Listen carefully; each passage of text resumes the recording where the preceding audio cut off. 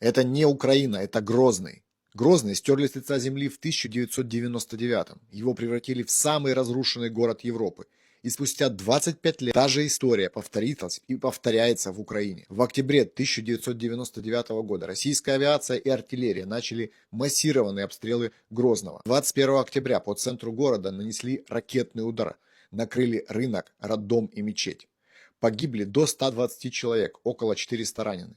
Потом начался штурм, который длился месяцами. Город методично стирали с лица земли. Неизбирательные бомбардировки, артобстрелы по жилым кварталам. Грозный и Мариуполь – одна и та же тактика. Российские военные использовали одни и те же методы в Чечне и в Украине. В Грозном было повреждено или разрушено до 90% многоквартирных домов. Точно такие же цифры потом будут в Мариуполе. Чтобы уничтожить несколько военных, приносили в жертву десятки, сотни и тысячи мирных жителей. В Мариуполе в 2022 году погибли не менее 50 тысяч человек, из них до 7 тысяч под завалами собственных домов. Та же беспощадная тактика, тот же почерк. А теперь пророчество Джохара Дудаева.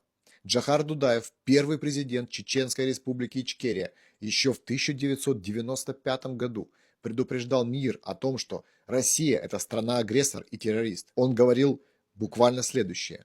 Это цитата. «Россия была, есть и останется империей зла».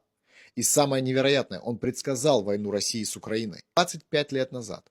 Дудаев называл даже последовательность. Сначала Грузия, потом Крым, а потом Украина. Украина еще схлестнется с Россией, пока русизм, рашизм сейчас, существует, он не откажется от своих амбиций. Это цитата, говорил Дудаев почти 30 лет назад. Он предупреждал, что если Европа будет считать войну в Чечне внутренним делом России, то наступит день, когда сама Европа станет внутренним делом России. Дудаев просил только одного – изолировать агрессора, применить санкции и исключить из международных организаций. Частично сейчас это уже сделано. 21 апреля 1996 года Джохар Дудаев был убит ракетным ударом во время разговора по спутниковому телефону. Но его слова оказались пророческими. Все произошло именно так, как он предсказывал. И теперь история повторяется.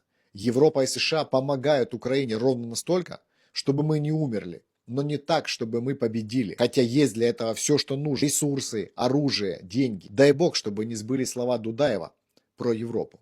Напишите ваше мнение в комментариях, что вы думаете, поделитесь своими друзьями, родными, чтобы они тоже знали правду, что Россия – это страна-террорист, и они действуют так уже не первый год. И подписывайтесь на мой телеграм-канал, который видите на экране.